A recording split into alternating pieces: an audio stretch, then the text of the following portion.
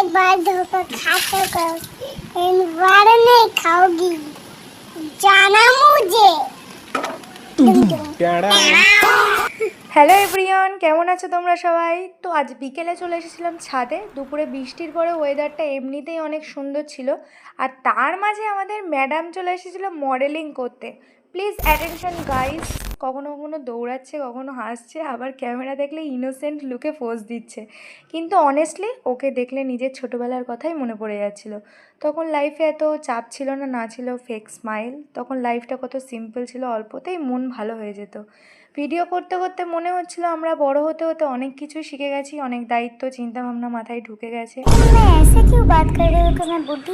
কিন্তু রিয়েলভাবে খুশি থাকাটা কোথাও না কোথাও হারিয়ে গেছে। যাই হোক, আমাদের মিনি মডেল বলেছিল আমাকে কটা ছবি তুলে দিতে এবং ভালো ভালো ভিডিও করে দিতে, তাই দেখতে থাকো ওর সুন্দর সুন্দর ভিডিওগুলো আর ফটোগুলো।